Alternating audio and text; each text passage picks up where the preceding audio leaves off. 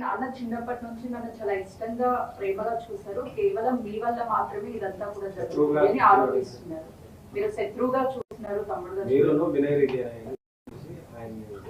ఆయన గురించి నెగటివ్ గా మీరు పోర్ట్రే చేశారు, అందుకని ఇష్యూకి కారణమైంది అని అంటున్నారు. నాన్న మీద ఎప్పుడు నాకు గౌరవం ఉంటుంది అని చెప్తున్నారు. మనసులో మీరేం చెప్తారు? దాని గురించి చెప్పేది ఏం లేదండి. వాళ్ళు పొట్టజించుకుంటే పేగులు కాలిపోయిన పడుతుంది. ఫ్యామిలీ గురించి ఐ విల్ నెవర్ స్పీక్. చెప్పచ్చు, ఇమ్మెచ్యూర్గా కొంతమంది మాట్లాడచ్చు, చిన్నవాడు కదా అని నేను తను మాట్లాడచ్చు, అవగాహన లేకుండా మాట్లాడచ్చు. But I just keep quiet. మీరు ఎన్ని క్వశ్చన్స్ అడిగిన ఫ్యామిలీ గురించి, నేను నా ఫ్యామిలీ విషయాలు నేను బయట చెప్పను. మీ ఫ్యామిలీ గురించి మీరు అడిగితే మీరు చెప్పరు కదా.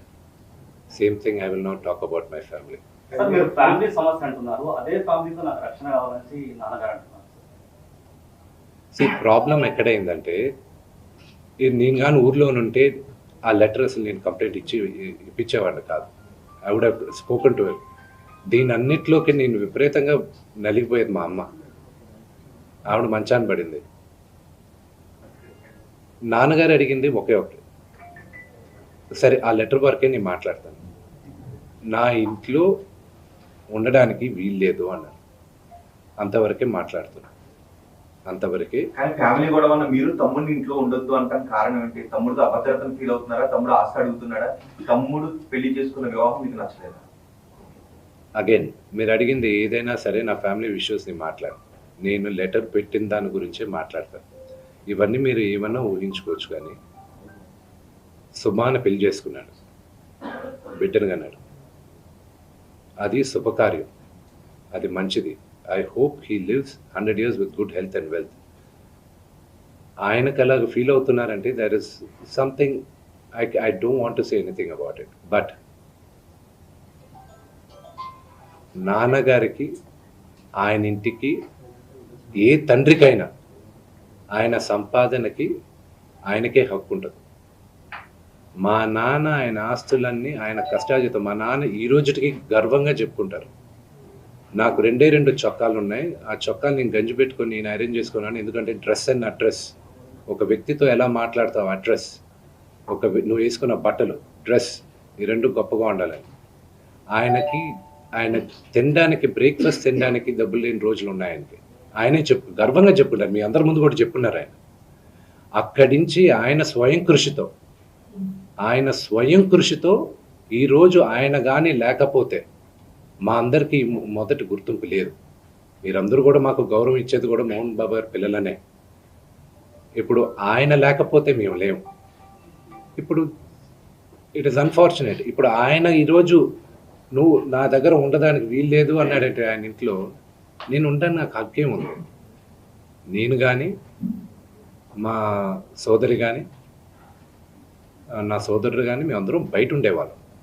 నేను బయట ఉంటున్నాను, సపరేట్ ఉంటున్నాను. ఈరోజు నేను జాయింట్ ఫ్యామిలీ నమ్ముతాను. నాకు ఉమ్మడి కుటుంబం ఇష్టం, కొంతమందికి న్యూక్లియర్ ఫ్యామిలీ ఇష్టం. అది తప్పు లేదు, ఎవరి అభిప్రాయాలు వాళ్ళవి. ఇప్పుడు నాన్నగారికి పలానా వ్యక్తి ఇంట్లో ఉండడం ఇష్టం లేదు, నా ఇల్లు ఇది వద్దు అన్నప్పుడు ఆ మాటకి గౌరవం ఇవ్వాలి, తండ్రికి గౌరవం ఇవ్వాలి. లీగల్గా ఎన్ని రైట్స్ ఉన్నా లేకపోయినా నేను నమ్మేది 4: మాతా, పిత, గురువు, దైవం. ఈ 4 కానీ మనం మర్చిపోయామంటే మనకి జంతువులకి డిఫరెన్స్ లేదు. తల్లిదండ్రులని రెస్పెక్ట్ చేయని వాళ్ళు ఏ రోజు దేవుడు కరెక్ట్గా చూడాలి. మనోజ్లో ఈ మార్పు ఎప్పటి నుంచి వచ్చింది? ఒక అన్నగా ఇది కరెక్ట్ కాదు అని మీరు కుటుంబంలోని సమస్యను పరిష్కరించుకునే ప్రయత్నం ఏమైనా చేశారా, లేకపోతే Manoj ఒంటరినే చేయాలనుకున్నారా? Sorry,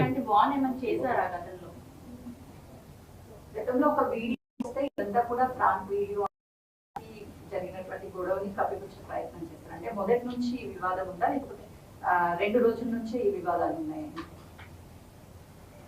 I'm not going to answer that question.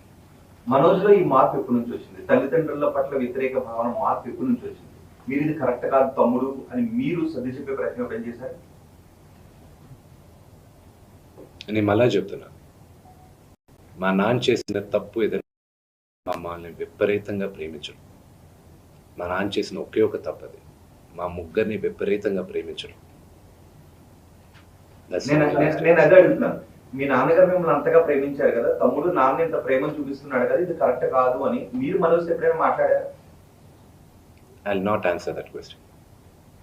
ఇప్పుడు లక్ష్మిని ఎప్పుడైనా ట్రై చేసుకున్నారు మీరు, లక్ష్మి గారు, మీరు అందరూ కలిసి కూర్చుని మనం ఒకటిగానే ఉందాం See, నా బయట? పద్ధతి వరకు నేను చెప్తానండి. మా అక్కకి నాకు వేరే అభిప్రాయాలు ఉన్నా కూడా ఆ అమ్మాయి నన్ను నోటుకొచ్చినట్టు తిట్టినా కుట్టినా పడతాను.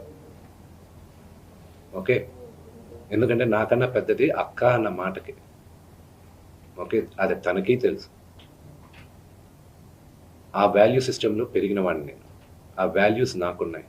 కాదండి, మీరు ఒక సెలబ్రిటీ మనోజ్ కూడా- హోదాలో ఉండి ఇన్ని రోజుల నుంచి ఇష్యూ అంతా వివాదం అవుతుంది కదా, మీ సైడ్ నుంచి మోహన్ బాబు గారు ఒక ఆడియో రిలీజ్ చేశారు, ఒక నోట్ రిలీజ్ చేశారు, పోలీసులను కలిశారు, అది బయటకు వచ్చేసింది కదా, ఇంకా ఫ్యామిలీ ఫ్యామిలీ అని చెప్పుకోలేము కదా, ఓపెన్ అయిపోయి పబ్లిక్ గా అయిపోయి గొడవ అవుతుంది, ఇంత ఇష్యూ జరుగుతుంది. మీకు ఎందుకు చెప్పాలండి?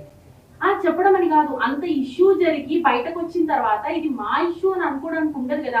మీరు So సెలబ్రిటీస్ అండి, ఆబ్వియస్లీ మాట్లాడుకుంటారు. True, but why should I tell you? నేను ఎందుకు చెప్పాలి? కానీ మీ బ్రదర్ చెప్పారు కదా, మీ బ్రదర్ చెప్పింది మీరు విన్నారా?